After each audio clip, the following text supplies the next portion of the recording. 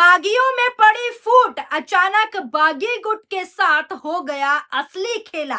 ममता खेमे में दौड़ी, खुशी की लहर। बीजेपी और बागियों में सीधा टकराव। जी हां दोस्तों, बागी नेताओं के बीच फूट की चर्चा तेज क्यों हो रही है? क्या बीजेपी के अंदर सब कुछ ठीक नहीं चल रहा? क्या जिन नेताओं ने बीजेपी का साथ दिया, टीएमसी के साथ गद्दारी की, बगावत की, क्या वही अब सवालों के घेरों में आ रहे हैं? और सबसे अहम, सबसे बड़ा सवाल, क्या दिल्ली से कोई बड़ा संदेश शुभेंदु अधिकारी के लिए आया है?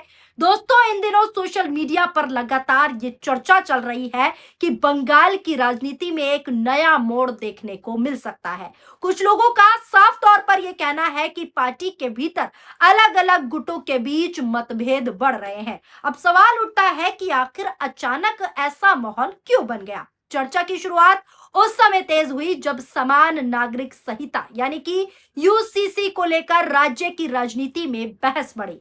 सरकार के फैसलों और विपक्ष की प्रतिक्रियाओं के बीच कई तरह की राजनीतिक बयानबाजी निकलकर सामने आई है। कुछ बागी नेता इस मुद्दे पर खुलकर अपनी अलग राय रख रहे हैं। यह हेडलाइन देखिए जो स्क्रीन पर मैं आपको दिखा रही हूं। शुभेंदु सरकार का सबसे बड़ा दाव, यूसीसी बिल पर विधानसभा में होगा जबरदस्त हंगामा। टीएमसी के दो गुट भिड़ने को तैयार। अब आपको पूरी खबर सिलसिलेवार तरीके से बताती हूँ। राज्य की शुभेंदु सरकार विधानसभा में समान नागरिक संहिता यानी कि यूसीसी विधेयक पेश करने जा रही है। मुख्यमंत्री पहले ही साफ कर चुके हैं, यानी कि सीएम शुभेंदु अधिकारी पहले ही साफ कह चुके हैं कि उनकी सरकार धर्मांतरण के खिलाफ सख्त कानून लाने के साथ साथ राज्य में यूसीसी लागू करने के लिए प्रतिबद्ध है। ऐसे में इस विधेयक को लेकर राजनीतिक हलचल भी तेज हो गई है। विधानसभा के दूसरे सत्र में इस बिल पर बहस होगी, जिसमें मुख्यमंत्री शुभेंदु अधिकारी, विपक्ष के नेता और कई वरिष्ठ विधायक अपनी अपनी राय रखेंगे। सरकार के पास स्पष्ट बहुमत होने के कारण विधेयक के पारित होने की संभावना मजबूत मानी जा रही है। लेकिन दोस्तों, राजनीतिक स्तर पर यह बहस काफी महत्वपूर्ण होगी, क्योंकि इस बार मुकाबला केवल सरकार और विपक्ष के बीच नहीं रहेगा, क्योंकि इस बार मुकाबला तृणमूल कांग्रेस के दो अलग अलग गुट के भी साथ है। तृणमूल कांग्रेस के दो अलग अलग गुट ने इसका विरोध किया है। दोनों गुट खुद को पार्टी की असली राजनीतिक विरासत का प्रतिनिधि बताते हुए अलग अलग रणनीति के साथ सदन में उतरेंगे। दोनों की कोशिश यही होगी कि यूसीसी के विरोध में सबसे प्रभावी आवाज बनी रहे। अब दोस्तों, यहाँ पर अहम बात और बहुत ही महत्वपूर्ण बात यह है कि विपक्ष के नेता ऋतव्रत बैनर्जी का गुट भी सरकार के फैसले पर सवाल उठा रहा है। विपक्ष के नेता ऋतव्रत बैनर्जी का गुट भी सरकार के फैसले पर सवाल दाग रहा है। उनका साफ कहना है कि इतने महत्वपूर्ण कानून को जल्दबाजी में नहीं लाना चाहिए। उनका साफ तौर पर यह मानना है कि सभी पक्षों से चर्चा और सलाह के बाद ही ऐसे विधेयक पेश किए जाना चाहिए। दोस्तों, जिस गुट की मैं बात कर रही हूं, ये वही गुट है जिसने ममता के साथ बगावत कर दी है, जिसने ममता के खिलाफ चल दी है चाल, और अब सीएम शुभेंदु के इस फैसले पर वो विरोध कर रहे हैं। लेकिन बता दें, अचानक ऋतव्रत बैनर्जी के खिलाफ शुभेंदु अधिकारी सख्त हो गए हैं। शुभेंदु को फायदा जरूर हुआ ऋतव्रत से, लेकिन अब ऋतव्रत गुट जो है शुभेंदु के निशाने पर आ गया है। यानी बागी गुट और सरकार के बीच में अब सीधा टकराव की स्थिति बनती हुई दिख रही है। अब दोस्तों, जैसे ही बागी गुट ने यूसीसी वाले प्रस्ताव का विरोध किया, वर्कआउट किया सदन में, वैसे ही सीएम शुभेंदु ने साफ कर दिया कि सरकार के फैसलों में बाधा डालने वाले किसी भी गुट को बख्शा नहीं जाएगा। यानी आप इससे समझ सकते हैं, अंदाजा लगा सकते हैं कि बंगाल के अंदर सब कुछ ठीक नहीं चल रहा, और यहीं से इसको ऐसा देखा जा रहा है कि ममता और अभिषेक को बड़ी जीत मिल गई है। वो कहते हैं ना, डूबते को तिनके का सहारा होता है।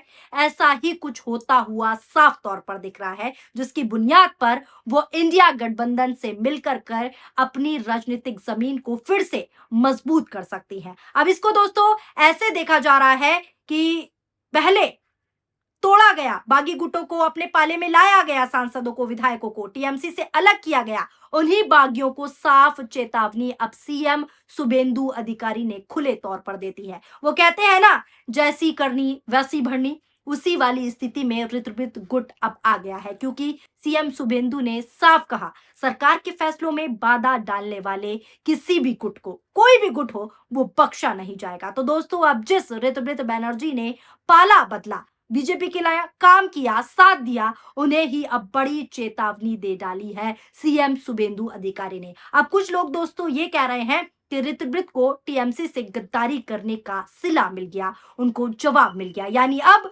बागी गुट ने साफ साफ बगावत तो शुरू कर दी, लेकिन सीएम शुभेंदु अधिकारी ने साफ चेतावनी दे दी कि बख्शा नहीं जाएगा। यानी इसी को पूरी स्थिति को देखा जा रहा है कि अब बागी गुट और बीजेपी में सीधी टकराव शुरू हो गई है।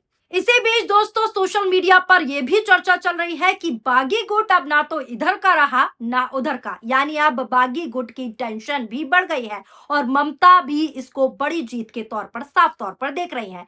अब जो बागी कल तक दीदी को साइडलाइन करने चले थे, वो अब खुद साइड होते दिख रहे हैं और खुद सीएम शुभेंदु उन्हें साइड करते दिख रहे हैं। असली खेला अब खुद ऋतुव्रत गुट के साथ हो गया है, जिसको इंडिया गठबंधन की बड़ी जीत और बागियों की हार के तौर पर देखा जा रहा है और साफ तौर पर कहा जा रहा है, सोशल मीडिया पर यह चर्चा चल रही है कि बगावत का सिला साफ तौर पर ऋतुव्रत बनर्जी को मिल गया है। दोस्तों, सोशल मीडिया पर कई लोग यह भी साफ तौर पर कह रहे हैं कि जिन नेताओं ने पहले पार्टी बदलकर नई राजनीतिक पारी शुरू की थी, आज वही खुद पूरी तरीके से असहज स्थिति में नजर आ रहे हैं। जो स्थिति मैंने आपको बताई वो असहज ही है। अब जरा राजनीतिक समीकरण समझते हैं। अगर किसी भी पार्टी के अंदर अलग अलग गुट बनते हैं तो उसका असर चुनावी रणनीति पर भी दोस्तों पड़ता ही पड़ता है। नेतृत्व की सबसे बड़ी चुनौती यही होती है कि सभी नेताओं को एक मंच पर कैसे रखा जाए। अगर ऐसा नहीं होता तो विपक्ष को राजनीतिक हमला करने का मौका मिल जाता है और अभी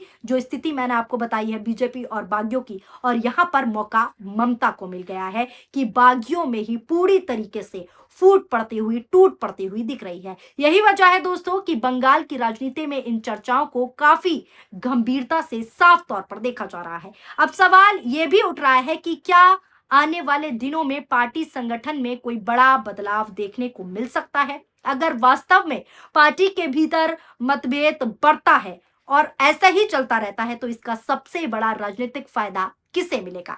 कुछ एक्सपर्ट्स इस पर अपनी राय रखते हैं। कुछ एक्सपर्ट्स का मानना है कि इससे तृणमूल कांग्रेस अपनी राजनीति को और ज्यादा मजबूत करने की कोशिश करेगी। वहीं इंडिया गठबंधन की बात करूं तो इंडिया गठबंधन भी इस मुद्दे को राजनीतिक हथियार के रूप में पूरी तरीके से इस्तेमाल कर सकता है। और अब सबसे बड़ा सवाल आपसे, आप बताइए, क्या आपको लगता है कि बंगाल में वाकई बागी नेताओं के बीच फूट बढ़ रही है, फूट पड़ रही है, या फिर ये सिर्फ राजनीतिक चर्चाएं, राजनीतिक अटकलें और सोशल मीडिया का बनाया हुआ माहौल है?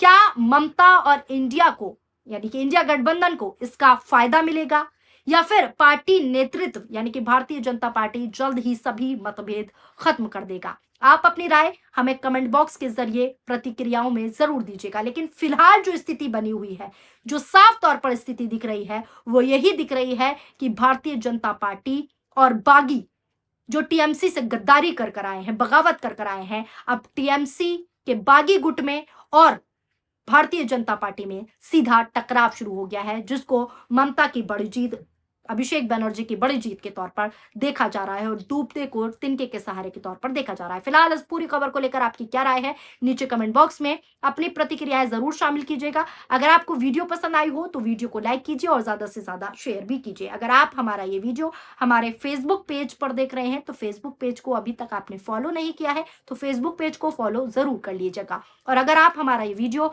हमारे यूट्यूब चैनल पीआरबी पर देख रहे हैं और पीआरबी पर नए हैं, अगर आपने सब्सक्राइब नहीं किया है पीआरबी को तो सब्सक्राइब करना ना भूलें। शुक्रिया, धन्यवाद, नमस्कार, जय हिंद, जय भारत।